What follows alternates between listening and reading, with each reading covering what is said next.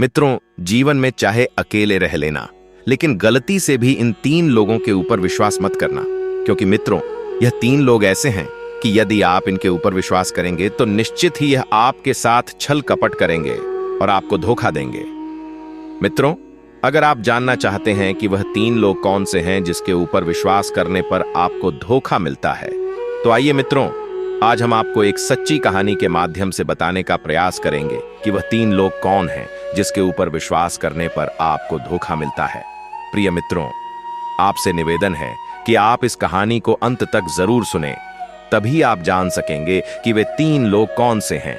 मित्रों, मैं जगत कल्याणनी श्री राधा रानी जी से हाथ जोड़कर प्रार्थना करता हूं कि जो भी श्रोतागण इस कथा को सुन रहे हैं, आप उनके सभी मनोरथ पूर्ण कर देना और उनके घर खुशियों से भर देना।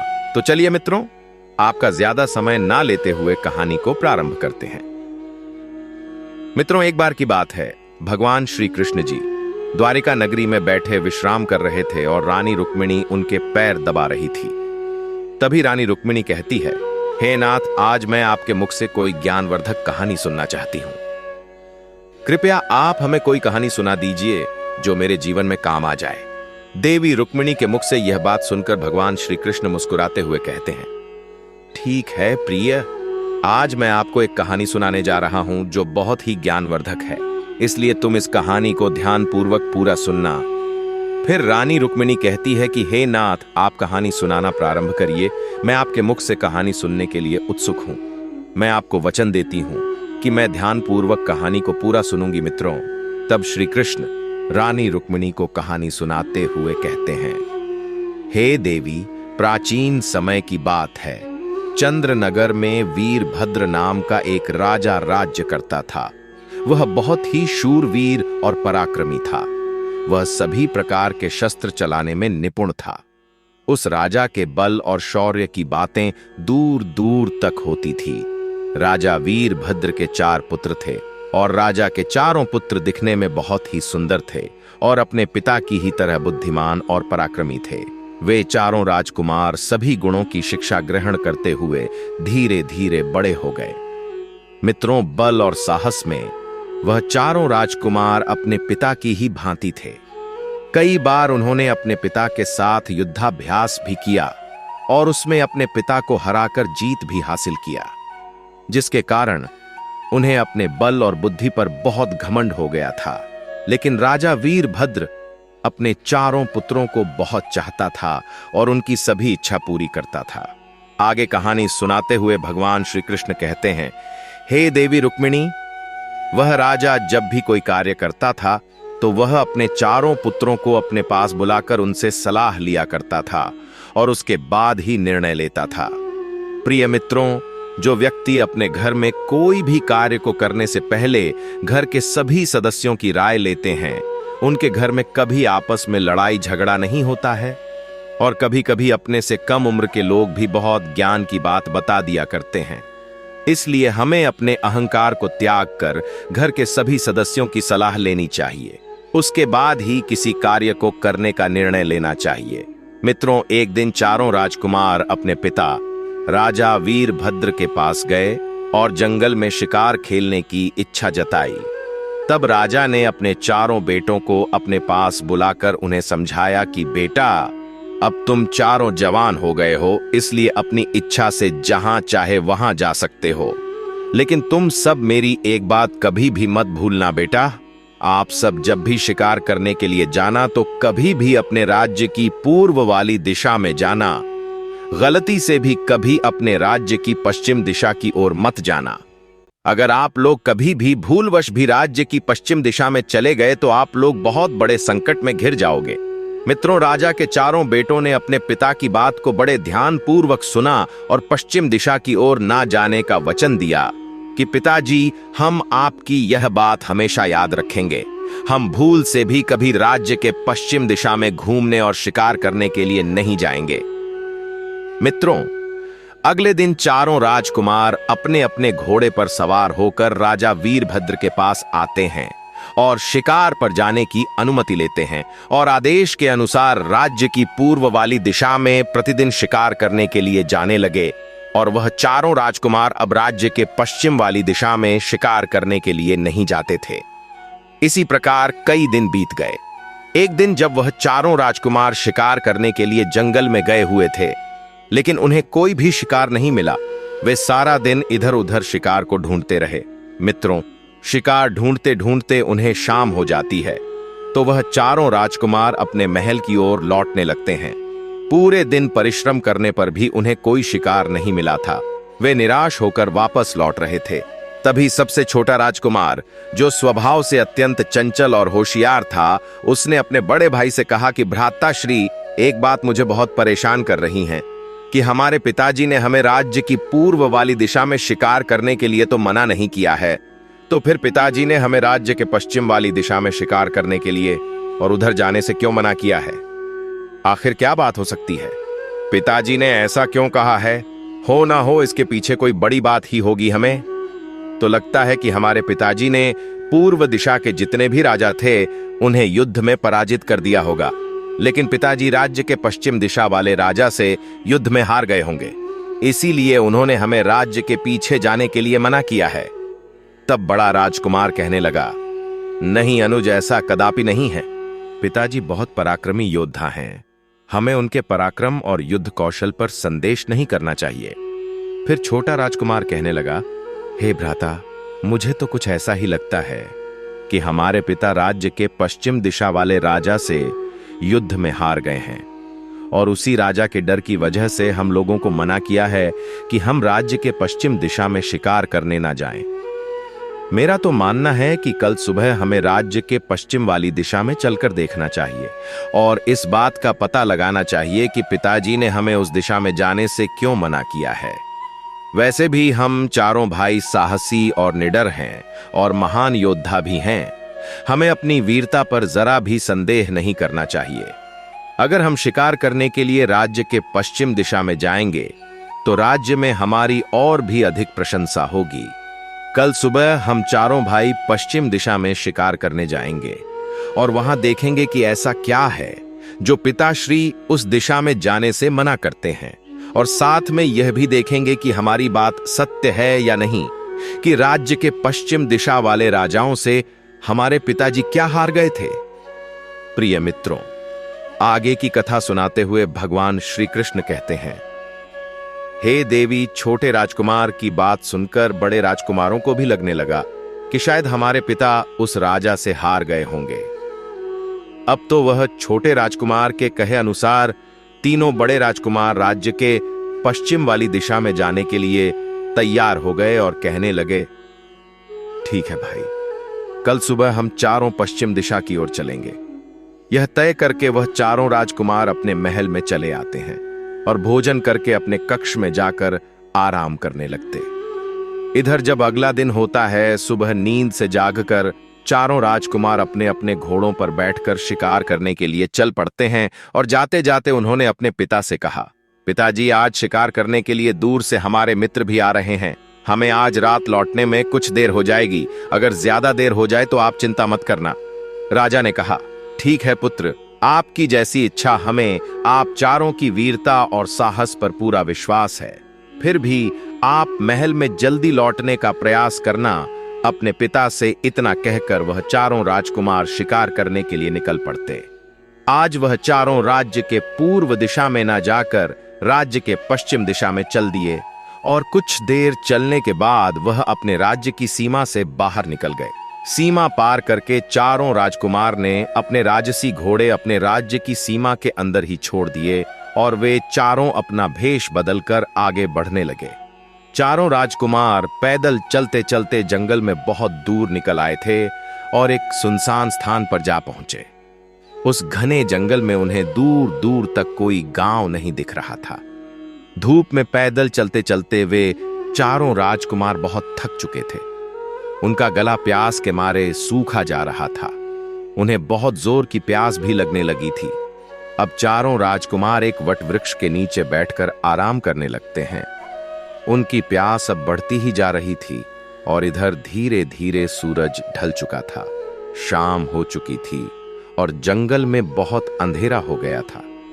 तभी छोटा राजकुमार उस वट वृक्ष के ऊपर चढ़कर बैठ जाता है और जंगल में इधर उधर देखने लगता है। तभी उसे कुछ दूरी पर एक घर दिखाई देता है और उस घर के बाहर आग भी जल रही थी। यह देखकर छोटा राजकुमार पेड़ से नीचे उतरता है और कहता है, भ्राता आप चिंता मत करो, आपकी प्यास जल्द ही बुझने वाली है, मैंने देख लिया है। तब तीनों बड़े राजकुमारों ने पूछा, क्या हुआ भाई, तुमने ऐसा क्या देख लिया है जो इतना खुश हो रहे हो? तब छोटा राजकुमार कहता है, मैंने देखा है कि यहां से कुछ दूरी पर एक घर है और उस घर के बाहर आग भी जल रही है। अगर हम चारों उस घर तक पहुंच जाएं तो वहां हमें पानी जरूर मिल सकता है। प्रिय मित्रों, भगवान श्री कृष्ण देवी रुक्मिणी से आगे कहते कि हे प्रिय, छोटे राजकुमार के मुख से यह बात सुनकर तीनों राजकुमार बहुत प्रसन्न होते हैं और खुशी से अपने छोटे भाई को गले लगा लेते हैं। अब वह चारों उसी जगह पर पहुंच जाते हैं जहां वह घर बना हुआ था। उस घर के बाहर एक कुआं भी दिखाई दे रहा था। कुआं को देखकर चारों भाई मन ही मन बहुत प्रसन्न हुए और सोचने लगे कि अब तो हम खूब सारा पानी पिएंगे और पानी पीकर अपनी प्यास बुझाएंगे। मित्रों, जब उन्होंने कुएं के अंदर झांक कर देखा तो उस कुएं में पानी तो भरा हुआ था, लेकिन पानी बहुत नीचे था। कुएं के पास एक बाल्टी भी रखी हुई थी, मगर उस बाल्टी में रस्सी नहीं थी। अब वह चारों भाई सोचने लगे कि भाई पानी तो मिल गया है, लेकिन बिना रस्सी के जल निकाले कैसे? अगर यह जल हम लोगों को नहीं मिला तो प्यास के मारे हमारी मृत्यु यही हो जाएगी। तब सबसे छोटे राजकुमार ने अपने भाइयों से कहा, मैं इस घर में मदद के लिए जाता हूं, शायद हमें इस घर से कोई मदद मिल जाए। इतना कहकर वह राजकुमार घर के पास जाकर आवाज लगाई कि अंदर कोई है, यदि अंदर कोई है तो कृपया बाहर आइए और हमारी मदद कीजिए, हमें रस्सी दे दीजिए ताकि हम कुएं से पानी निकाल सके। हम चारों भाई बहुत प्यासे हैं, अगर हमको पानी नहीं मिला तो हम प्यास के मारे मर जाएंगे। मित्रों, राजकुमार की आवाज सुनकर उस घर के अंदर से एक सुंदर लड़की बाहर आती है। लड़की को देखकर राजकुमार उससे विनती करते हुए कहता है, हे सुंदरी, मेरी मदद कीजिए, हम चारों भाई प्यास से व्याकुल हैं, प्यास के मारे हमारा गला सूखा जा रहा है, मैं आपके पास रस्सी लेने के लिए आया हूं। उस कुएं के पास एक बाल्टी तो रखी है, लेकिन उसमें रस्सी नहीं है, अगर आपके घर से रस्सी मिल जाए तो आपका बड़ा उपकार होगा। मित्रों, राजकुमार के सरल स्वभाव को देखकर वह लड़की राजकुमार पर मोहित हो गई। सोचने लगी, आज तो घर बैठे राजकुमार चलकर आया है, इस खूबसूरत युवक को मैं अपना पति बनाऊंगी। वह लड़की द्वार पर खड़े खड़े उसे देखती ही रह गई।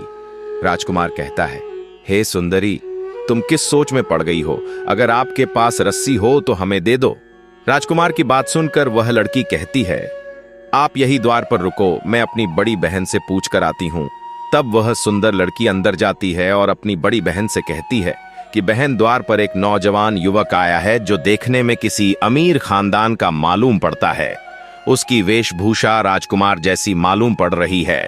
वह द्वार पर खड़ा है और रस्सी लेने के लिए आया है, बेचारा प्यास से व्याकुल है। यह सुनकर उसकी बड़ी बहन भी द्वार पर पहुंच जाती है और उस राजकुमार को देखती है तो राजकुमार कहता है कि हे देवी, मेरी मदद कीजिए, यदि आपके घर से हमें रस्सी मिल जाए तो हमें कुएं से पानी निकालकर पीने में आसानी हो जाएगी। हम चारों भाई बहुत प्यासे हैं, यदि हमें पानी नहीं मिलेगा तो हम चारों भाई प्यास से मर जाएंगे। कृपया आप हमें रस्सी दे दो, आपका बहुत उपकार होगा। राजकुमार की बात सुनकर उसकी बड़ी बहन कहती है कि रस्सी तो आपको हमारे पास मिल जाएगी, लेकिन आप सभी को हमारी एक शर्त माननी पड़ेगी। अगर उस शर्त को आप लोगों ने पूरा कर दिया तो हम आपको रस्सी अवश्य दे देंगे, और रस्सी ही नहीं बल्कि हम स्वयं आपको पानी पिलाएंगे और हमारे घर में भोजन भी कराएंगे। मित्रों, आगे की कथा सुनाते हुए भगवान श्री कृष्ण कहते हैं, हे देवी, वह राजकुमार उस लड़की से कहता है, ठीक है, आप कुछ देर इंतजार करिए, मैं अपने भाइयों से पूछ लेता हूं, वह जैसा कहेंगे हम वैसा ही करेंगे। फिर वह राजकुमार भागता हुआ अपने तीनों भाइयों के पास में जाता है और सारी बात उनसे कहता है कि भाइयों, पानी तो पीने को मिल जाएगा, लेकिन उन लड़कियों की कोई शर्त है, हमें वह माननी पड़ेगी। उन्होंने कहा कि अगर आप हमारी शर्त मान लेते हो तो आपको प्यास बुझाने के लिए पानी भी मिलेगा और साथ में खाना भी मिलेगा और विश्राम करने के लिए घर में जगह भी मिलेगी। यह सुनकर तीनों राजकुमार सोच में पड़ गए, किंतु उनके पास और कोई रास्ता भी नहीं था और वे चारों राजकुमार बहुत प्यासे भी थे। उन्हें उस समय कुछ समझ भी नहीं आ रहा था। उन सभी ने उस समय पानी पीकर सिर्फ अपनी जान बचाना ही उचित समझा और सभी राजकुमार ने निर्णय लिया कि वह उन लड़कियों की शर्त मान लेंगे। मित्रों, इस प्रकार अपने तीनों भाइयों से पूछकर वह छोटा राजकुमार एक बार फिर उसी घर के द्वार पर उस सुंदर लड़की की बहन के पास आ जाता है और कहने लगा, हम सभी भाई ने मिलकर यह निर्णय लिया है कि हम आपकी सभी शर्त मानने को तैयार हैं, लेकिन हमें जल्दी से पानी पिला दीजिए और यह भी बता दीजिए कि आपकी शर्त क्या है। तब उस लड़की की बड़ी बहन कहती है कि हे नवयुवक, हम लोगों की शर्त यह है कि हम 4 बहनें हैं और हम चारों बहनें बहुत सुंदर और रूपवान हैं और अभी तक कुंवारी हैं। आज तक हमें तुम्हारे जैसा कोई सुंदर पुरुष नहीं मिला है, इसलिए अब तक हम चारों बहन कुंवारी हैं और तुम चारों भाइयों को हमारी बहनों से विवाह करना होगा, तभी हम तुम्हें पानी पिलाएंगे और तुम्हें अपने घर में बैठाकर अपने हाथों से स्वादिष्ट खाना भी खिलाएंगे। उस लड़की की यह शर्त सुनकर वह राजकुमार असमंजस में पड़ गया कि यह कैसी शर्त है, हम चारों भाई पिताजी की अनुमति के बिना विवाह कैसे कर सकते हैं। तब वह राजकुमार कहता है, हे सुंदरी, तुम यहीं रुको, मैं अपने भाइयों से पूछ कर आता हूं। वह राजकुमार दोबारा से अपने भाइयों के पास भागते हुए जा पहुंचा। छोटे राजकुमार को इस तरह आते देख सभी परेशान हो गए और पूछा, क्या हुआ अनुज, क्या बात है, तुम इतना परेशान क्यों हो रहे हो?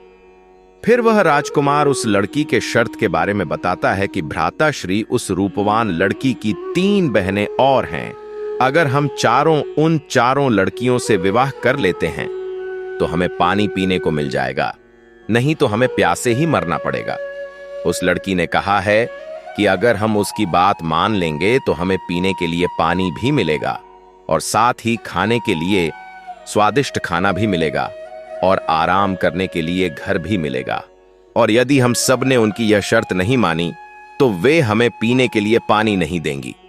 तभी एक राजकुमार ने कहा कि हम उनसे विवाह कैसे कर सकते हैं, हम तो उन्हें जानते भी नहीं हैं।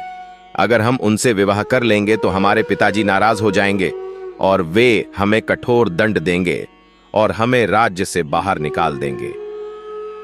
पिताजी, हम सब का विवाह किसी बड़े राजघराने की राजकुमारियों के साथ करना चाहते हैं।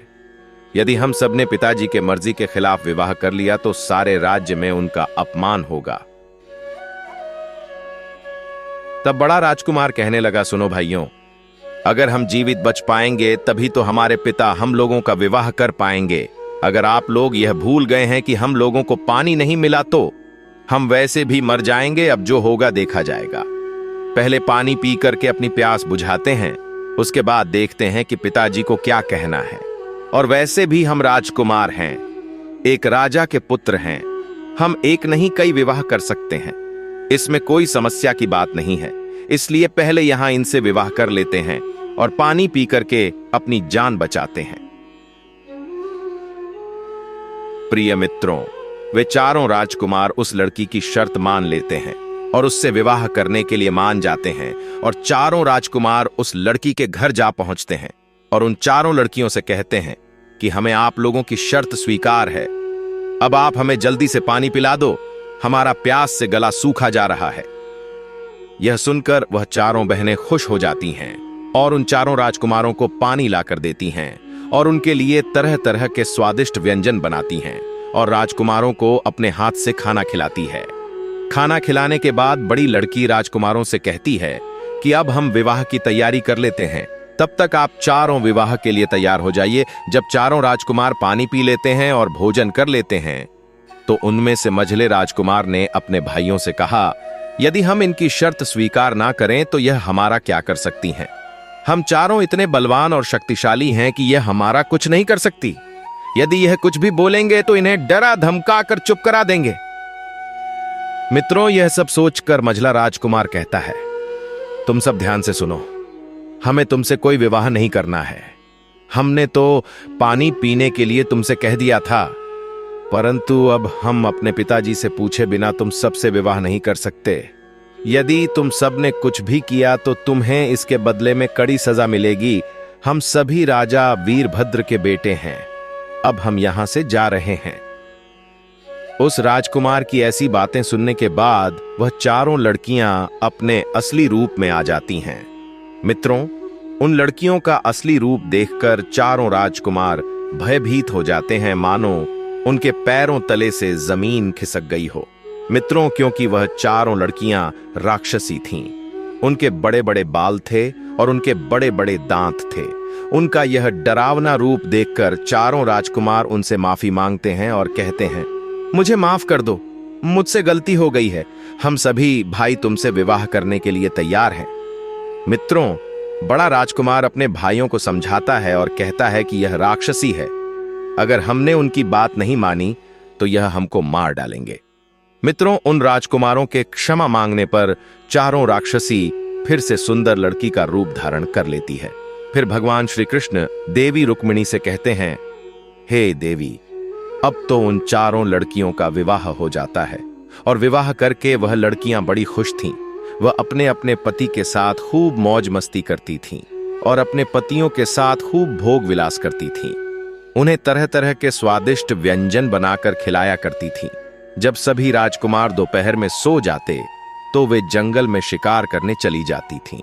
इस प्रकार कई महीने बीत गए। मित्रों, जो छोटा राजकुमार था उसकी पत्नी उससे सच्चा प्रेम करने लगी थी। धीरे धीरे समय बीतता गया। पत्नियों के हाथ का स्वादिष्ट भोजन खाकर तीनों राजकुमार खूब मोटे ताजे हो रहे थे और उनके चेहरे पर अलग ही तेज चमक रहा था। तभी तीनों बड़े राजकुमार देखते हैं कि उनका छोटा भाई पहले से भी ज्यादा कमजोर होता चला जा रहा है। अपने छोटे भाई की ऐसी हालत होते देख बड़ा राजकुमार अपने छोटे भाई से पूछता है कि अनुज, तुम्हें क्या हो गया है? तुम्हें किसी बात की चिंता तो नहीं है? अगर कोई बात हो तो निसंकोच होकर हमें बताओ। तब छोटा राजकुमार बताता है कि भ्राताश्री, मेरी पत्नी मुझे प्रेम से खाना नहीं खिलाती है। मैं जब भी उसके साथ खाना खाने बैठता हूं तो वह दूसरी ओर मुंह करके जोर जोर से विलाप करने लगती है और उसके इस प्रकार से रोने की वजह से मैं खाना नहीं खाता हूं और मैं भूखा रह जाता हूं। सैंते, चलिए, मैं इतना कमजोर हो चुका हूं, मुझे समझ में नहीं आता है कि मेरी पत्नी क्यों रोती है। पूछने पर वह बताती भी नहीं है कि वह क्यों रो रही है। छोटे भाई की बात सुनकर बड़ा भाई कहता है कि भाई, जरूर कोई तो वजह होगी जिस कारण तुम्हारी पत्नी रोज शाम को खाना खिलाते समय रोने लगती है। तुम्हें उससे पूछना चाहिए कि वह क्यों रोती है। तब वह राजकुमार कहता है, हे भ्राताश्री, मैंने उससे कई बार पूछा है कि तुम खाना खिलाते समय क्यों रोती हो, लेकिन वह मुझे कुछ नहीं बताती है कि वह क्यों रोती है। वह बस इतना बोल देती है कि मेरी आदत है रोने की। जब भी मेरा रोने का मन होता है तो मैं रोने लगती हूं। वह ऐसे ही कोई ना कोई बहाना बना देती है, परंतु वह बताती नहीं है कि मेरे खाना खाते समय वह क्यों रोती है। तभी ममझला वाला राजकुमार कहता है कि भाई, मैं तुम्हें एक योजना बताता हूं। आज जब तुम खाना खाने के लिए बैठना तो तुम अपनी पत्नी से कहना कि जब तक तुम मुझे अपने रोने का कारण नहीं बताओगी तब तक मैं खाना नहीं खाऊंगा, चाहे जो भी हो जाए। मित्रों, छोटे राजकुमार को अपने भाई की योजना समझ में आ जाती है और वह मन में विचार करता है कि आज रात में अपनी पत्नी के सामने ऐसा नाटक करूंगा। मित्रों, शाम हो गई। सबकी पत्नियां अपने अपने पति के लिए भोजन लेकर उनके कमरे में चली जाती हैं। इधर छोटे राजकुमार की पत्नी भी खाना लेकर अपने पति के लिए आती है। मित्रों, जैसे ही छोटा राजकुमार खाना खाने लगता है तभी उसकी पत्नी दूसरी ओर मुंह करके रोने लगती है। तब वह राजकुमार अपनी पत्नी से पूछता है कि तुम क्यों रो रही हो? जब भी मैं खाना खाता हूं तो तुम रोने लगती हो, आज तुम्हें सच बताना ही होगा। तब उसकी पत्नी कहती है कि आप खाना खा लीजिए, मेरी तो रोज की आदत है। मेरा जब भी मन होता है तो मैं थोड़ा रो लेती हूं। लेकिन वह छोटा राजकुमार समझ रहा था कि यह मेरी पत्नी मुझसे झूठ बोल रही है, तब वह राजकुमार अपनी पत्नी से हट करने लगा कि जब तक तुम मुझे सच नहीं बताओगी मैं भोजन नहीं करूंगा, चाहे मेरे प्राण ही क्यों ना निकल जाए। अपने पति के मुख से ऐसे शब्द सुनकर वह लड़की डर गई और उसने घबराकर कहा, आप तो मेरे पति हैं, मैं आपसे बेहद प्रेम करती हूं। यदि आपको कुछ हो गया तो मैं कैसे रहूंगी, मेरा क्या होगा। तब वह राजकुमार कहता है, यदि तुम मुझसे इतना प्रेम करती हो तो मुझे सच क्यों नहीं बता रही हो। फिर वह लड़की कहती है, ठीक है, मैं अपने रोने का कारण आपको बता देती हूं। मित्रों, आगे भगवान श्री कृष्ण कहते हैं, हे देवी रुक्मिणी, वह लड़की रोने का कारण बताते हुए कहती हैं, हे पतिदेव, मेरी जो बहनें हैं यह उनके ऐसे एक राक्षसी है और मैं भी एक राक्षसी ही हूं, किंतु मुझ में और उनमें बहुत अंतर है। मेरी बहनें रोज जंगल में जाती हैं और वहां जंगली जानवरों को मारकर उनका मांस खाती है और अपना पेट भरती है। मैं इस बात को लेकर हमेशा चिंतित रहती हूं कि जिस दिन उन्हें जंगल में किसी जानवर का मांस नहीं मिलेगा उस दिन वह आपके भाइयों को मारकर खा लेंगी और आपके तीनों भाई बिना किसी अपराध के मारे जाएंगे। मुझे पता है कि आप अपने भाइयों से बहुत प्रेम करते हैं, यह देखकर आपको बहुत बुरा लगेगा और बदला लेने के लिए आप उन पर वार करेंगे और उनके हाथों मारे जाएंगे। मैं नहीं चाहती कि ऐसा कुछ हो, क्योंकि मैं आपसे बहुत प्रेम करती हूं, परंतु मेरी जो तीनों बहनें हैं वह किसी से सच्चा प्यार नहीं करती हैं। उन्हें जिस दिन अपनी भूख मिटाने के लिए भोजन नहीं मिलेगा उस दिन वह अपने पति को मारकर अपना भोजन बना लेंगी। इसी बात को सोचकर मैं बड़ी चिंतित रहती हूं और शाम को आपको देखकर मेरी आंखों से आंसू निकलने लगते हैं कि कहीं मेरी बहनों के कारण मुझे आपसे दूर ना होना पड़े। अपनी पत्नी की सारी बात सुनकर राजकुमार दुखी हो जाता है और अपनी पत्नी से कहता है, हे प्रिय, इसका मतलब है कि हमारे भाइयों के प्राण संकट में हैं और कभी भी उनकी पत्नियां उन्हें अपना भोजन बना सकती हैं। क्या तुम्हारी बहनों से बचने का कोई रास्ता नहीं? तब उसकी पत्नी कहती है कि मैं आपको और आपके भाइयों को अपनी बहनों से बचा सकती हूं, लेकिन इसके बदले में तुम्हें मेरी एक शर्त माननी पड़ेगी। यदि आप मेरी शर्त मान लेते हो तो मैं आप चारों राजकुमारों को अपनी बहनों के हाथों मरने से बचा लूंगी।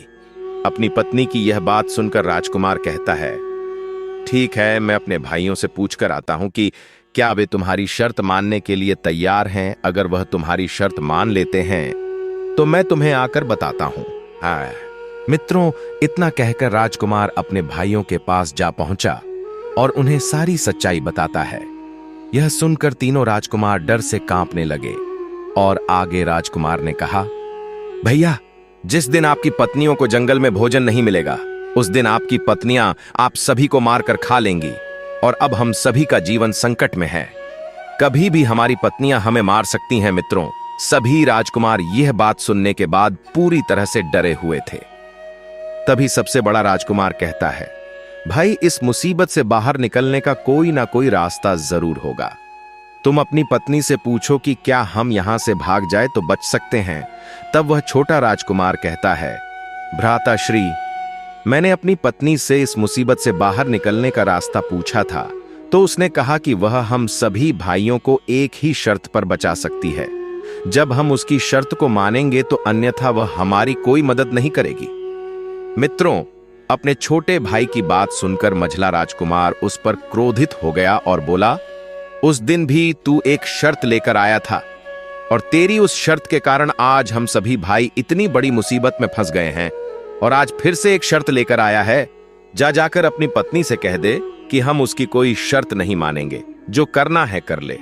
तब बड़ा राजकुमार सबको समझाते हुए कहता है कि अरे भाइयों, यह समय आपस में लड़ाई झगड़ा करने का नहीं है। इस समय हम बहुत बड़े संकट से घिरे हुए हैं और हमारे पास अपनी जान बचाने का एक ही मार्ग है कि हम सभी को उसकी शर्त मान लेना चाहिए। मित्रों, सबकी सहमति पाकर छोटा राजकुमार अपनी पत्नी के पास जाता है और उदास मन से बैठ जाता है और अपनी पत्नी से कहता है कि हम सभी भाई तुम्हारी शर्त मानने के लिए तैयार हैं। अब तुम हमें बताओ कि क्या करना होगा और तुम्हारी शर्त क्या है। मित्रों, आगे भगवान श्री कृष्ण कहते हैं, हे देवी रुक्मिणी, छोटे राजकुमार की पत्नी कहती है कि मेरी बस एक ही शर्त है कि आप हमेशा मेरा साथ दें और मैं आपके साथ पूरा जीवन आपकी पत्नी बनकर बिताना चाहती हूं और बदले में आपको मेरे प्राण भी बचाने होंगे, यही मेरी शर्त है। अपनी पत्नी की बात सुनकर वह राजकुमार कहता है कि अगर तुम हमारे प्राण बचा रही हो और अपनी बहनों से धोखा कर रही हो तो हम तुम्हारे प्राण अवश्य बचाएंगे। तुम बताओ कि हमें क्या करना होगा। मित्रों, अब छोटे राजकुमार की पत्नी उसे बचकर भागने की योजना बताती है और कहती है कि जब हम चारों बहन जंगल में शिकार करने जाते हैं उसी समय तुम सभी भाई अपने आप को घायल कर लेना और घर का सामान तोड़ फोड़ देना। उसके बाद जब हम सभी बहनें शाम को शिकार से वापस लौट कर आए तो उनके पूछने पर बोल देना कि तुम सबके जाने के बाद यहाँ कुछ लुटेरे आए थे, उनके हाथों में हथियार थे, वे घर का सारा सामान लूट कर ले गए और हम सबको घायल कर दिया। हमने उनसे युद्ध किया किंतु वे सभी संख्या में ज्यादा थे और हमें पराजित करके भाग गए। फिर उसके बाद मेरी बहनें आपसे पूछेंगे कि आप क्या चाहते हो, तब आपको बोलना है कि हमें अपने हवा से भी तेज दौड़ने वाले घोड़े दे दीजिए, हम उन सभी से बदला लेना चाहते हैं और उन्हें पकड़कर आप सभी का शिकार बनाएंगे। यह सुनकर मेरी बहनें अपना घोड़ा तुम्हें दे देंगी और तुम सभी उस पर बैठकर अपने राज्य भाग जाना। तब छोटा राजकुमार कहता है वे हमें दोबारा से पकड़ लेंगी। तो मित्रों, फिर वह अपने पति से कहती है कि हे स्वामी, हम चारों बहन की शक्ति जंगल के उस पार काम नहीं करती हैं। उसके पीछे का रहस्य है कि एक बार एक सन्यासी महात्मा जंगल के उस पार तपस्या कर रहे थे। तभी हम सभी बहनों ने उन्हें अपना शिकार बनाने के लिए सोचा और उन पर आक्रमण कर दिया, किंतु उनके तेज के आगे हम कुछ नहीं कर सके और हम सब निष्फल रहे। किंतु हम सभी बहनों के कारण उन सन्यासी महात्मा की तपस्या भंग हो गई और उन्होंने हम सभी बहनों को श्राप दे दिया कि आज के बाद इस जंगल के बाहर हम सब की कोई भी शक्ति काम नहीं करेगी और यदि हम सभी इस जंगल के बाहर जाएंगे तो जलकर भस्म हो जाएंगे। उसी दिन से हम सभी बहनें जंगल के उस पार नहीं जाते हैं। मित्रों, फिर वह अपने पति से कहती है अगर आप सभी ने एक बार इस जंगल को पार कर लिया तो मेरी बहन आपका कुछ नहीं कर सकती और आपके प्राण बच जाएंगे। राजकुमार को अपनी पत्नी की बात समझ में आ गई थी। वह तुरंत अपने भाइयों के पास गया और उनको सारी योजना बताई कि किस प्रकार हमें अपने प्राण बचाकर यहां से भागना है। अब तो चारों राजकुमार पूरी योजना को समझ गए थे। अगले ही दिन जब चारों राजकुमार की पत्नियां शिकार करने चली गईं तो उसी बीच मौका पाकर चारों ने एक दूसरे को घायल कर दिया और घर का सामान इधर उधर फेंक दिया। जब शाम को उन चारों राजकुमार की पत्नियां जंगल से शिकार करके वापस आईं, तो अपने अपने पति को घायल अवस्था में देखकर वह पूछती है कि आपकी ऐसी हालत किसने की है? इस जंगल में ऐसी किसकी हिम्मत है जो हमारे पति के साथ ऐसा करें? तब वह चारों राजकुमार बताते हैं कि जब तुम चारों शिकार करने जंगल में चली गई थीं, उसी समय बहुत से लुटेरे आए थे और उनके हाथ में धारदार हथियार थे। उन्होंने हम सभी पर अचानक से हमला कर दिया और हमें घायल कर दिया और घर का सारा सामान इधर उधर फेंक दिया। हमने उन्हें पकड़ने की कोशिश की लेकिन उनके घोड़े बहुत तेज दौड़ रहे थे और हम कुछ भी नहीं कर सके। यह सुनकर उनकी पत्नियां गुस्से से लाल हो गईं और बोलीं, इस जंगल में किसकी इतनी हिम्मत हो गई जो हमारे ही घर में आकर हमारे पति को मारे? फिर वह पत्नियां पूछने लगीं कि पतिदेव बताइए, हम आपके लिए क्या कर सकते हैं? अगर आप कहे तो हम उन लुटेरों को मारकर आपके सामने आपके चरणों में लाकर रख सकते हैं। तब वह राजकुमार अपनी पत्नी से कहते हैं, नहीं प्रिय, आप एक स्त्री हो। अगर मैंने शत्रु से बदला लेने के लिए तुम्हें भेज दिया तो इससे हमारी बदनामी होगी। सब कहेंगे कि यह राजकुमार कितने दुर्बल और कमजोर हैं, जो अपना बदला लेने के लिए अपनी पत्नियों को भेज रहे हैं। इसलिए तुम सब उनके पास ना जाओ। यदि तुम मेरी सहायता करना चाहती हो तो तुम अपने हवा से भी तेज दौड़ने वाले अश्व दे, तो ताकि कि हम उन्हें आसानी से पकड़ सके और उन्हें कड़ी से कड़ी सजा दे। मित्रों, आगे की कथा सुनाते हुए भगवान श्री कृष्ण कहते हैं, हे देवी रुक्मिणी, वे चारों बहन आपस में विचार करती हैं कि हमारे पति ठीक ही कह रहे हैं, हम इन्हें कल सुबह अपने अपने अश्व सौंप देंगे। मित्रों, यह सुनकर तीनों राजकुमार बहुत खुश हो जाते हैं, लेकिन छोटा राजकुमार इस बात से दुखी था कि पता नहीं वह अपनी पत्नी से किया हुआ वादा पूरा कर पाएगा या नहीं। मित्रों, यही सोचते हुए वह सो जाता है। सुबह हुई तो छोटे राजकुमार की पत्नी उन सबके पास आई और उन्हें बगीचे में लेकर गई, जहां पर वे घोड़े बंधे थे, और हवा से भी तेज दौड़ने वाले घोड़े उन्हें दे देती है और कहती है कि जितनी जल्दी हो सके आप इस जंगल की सीमा को पार कर जाओ और लौट कर मत आना। मित्रों, वे चारों राजकुमार उस छोटी वाली राक्षसी का धन्यवाद करते हैं। जब वे चलने लगते हैं तो छोटा वाला राजकुमार अपनी पत्नी को पकड़कर रोने लगता है और कहता है, मुझे माफ कर देना। फिर वह कहती हैं, राजकुमारों, मैंने आपकी जान तो बचा ली, परंतु आपको मेरी शर्त तो याद है ना? आपको भी मेरी जान बचानी होगी। अगर कोई आपसे पूछे कि आपको यहां से बचने का रास्ता किसने बताया है, तो आप चुप रहना, किसी को कुछ भी मत बताना। अगर मेरी बहनों को पता चल गया कि यहां से भागने में मैंने तुम्हारी मदद की है, तो वे हमें जीवित नहीं छोड़ देंगी, हमें मार डालेंगी। इतना कहने के बाद वह राक्षसी अपने घर के अंदर चली जाती है और वे राजकुमार अपने घोड़े पर बैठकर उन्हें भगाते हुए शाम तक जंगल की सीमा पार कर जाते हैं।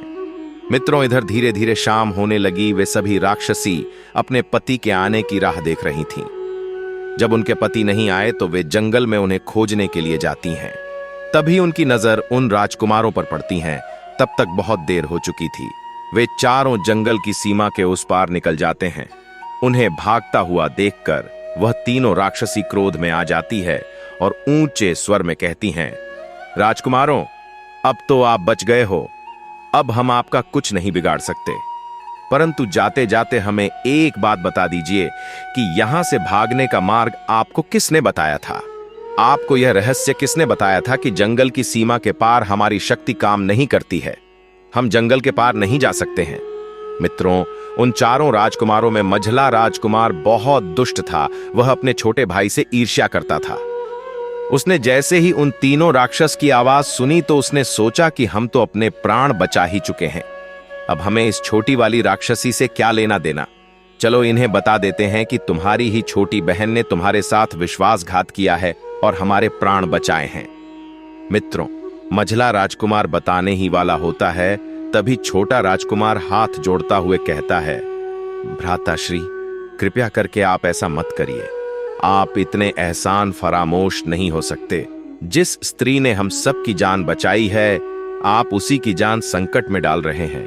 यदि आप ऐसा करेंगे तो स्वयं ईश्वर भी आपको माफ नहीं करेंगे और आपको घोर पाप लगेगा। मित्रों, वह राजकुमार बहुत ही क्रोध में था। उसने अपने छोटे भाई की एक भी बात नहीं सुनी और जंगल की सीमा के उस पार से जोर से चिल्लाते हुए बोला कि हे राक्षसी, तुम्हारी छोटी बहन ने ही तुम्हारे साथ विश्वासघात किया है और उसी ने हमें तुमसे बचने का रास्ता बताया है। यह सुनकर तीनों राक्षसी बहुत क्रोध में आ जाती हैं और तुरंत अपनी छोटी बहन पर टूट पड़ती है और उसे जान से मार देती हैं। यह देखकर छोटा राजकुमार बहुत दुखी होता है और जोर जोर से विलाप करने लगता है और अपने मझले भाई पर बहुत क्रोधित होता है और कहता है कि उसने तुम्हारा क्या बिगाड़ा था जो तुमने उसके साथ ऐसा किया।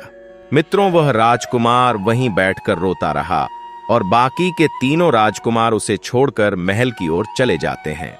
मित्रों, फिर वह छोटा राजकुमार अपनी पत्नी का अंतिम संस्कार करके महल की ओर उदास मन से चल देता है। मित्रों, भगवान श्री कृष्ण आगे कहते हैं कि हे देवी रुक्मिणी, अब मैं तुम्हें 3 बातें बताता हूं और जो भी मनुष्य इन 3 बातों को याद रखेगा वह कभी अपने जीवन में धोखा नहीं खा सकता। मनुष्य को यह 3 बातें हमेशा याद रखना चाहिए कि यह 3 लोग धोखा अवश्य देते हैं।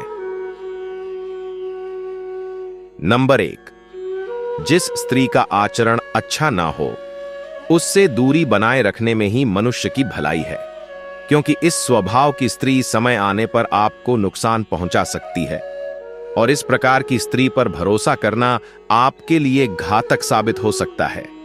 यह स्त्रियां मौका पाकर आपके साथ विश्वासघात कर सकती हैं। और दूसरा नंबर है जो व्यक्ति वासना में अंधा हो जाता है उसे चारों ओर सिर्फ सुंदर सुंदर स्त्रियां ही नजर आती हैं। वह अपनी वासना की इच्छा पूर्ति के लिए कुछ भी कर सकता है। इसके बदले में चाहे उसे कोई भी मूल्य चुकाना पड़े, वह अपने कुल का, अपने परिवार का नाश होते हुए भी देख सकता है। इसके लिए वह व्यक्ति किसी को भी धोखा दे सकता है। वासना में अंधा मनुष्य कभी किसी का सगा नहीं हो सकता, वह धोखा जरूर देता है। नंबर 3, जरूरत से ज्यादा मीठा बोलने वाले लोग। इस प्रकार के लोग दूसरों को अपनी मीठी मीठी बातों में जल्दी फंसा लेते हैं और समय आने पर धोखा दे देते हैं। ऐसे लोगों की मीठी मीठी बातों में आकर लोग इन पर जल्दी से भरोसा कर लेते हैं और अंत में धोखा खाते हैं। इसलिए मनुष्य को इस प्रकार के व्यक्ति से जीवन में सदैव बचकर रहना चाहिए। प्रिय मित्रों, इस प्रकार से आज की यह ज्ञानवर्धक कहानी समाप्त हुई। आशा करते हैं कि यह ज्ञान से परिपूर्ण कहानी आपको पसंद आई होगी और आप सभी ने इस कहानी से बहुत कुछ सीखा होगा, और उम्मीद करते हैं कि आप सभी ऐसे व्यक्तियों से हमेशा दूर रहेंगे। प्रिय मित्रों, आपको यह कहानी अच्छी लगी हो तो कमेंट बॉक्स में सच्ची श्रद्धा से जय श्री कृष्णा अवश्य लिखें। वीडियो देखने के लिए आप सभी का हृदय से धन्यवाद।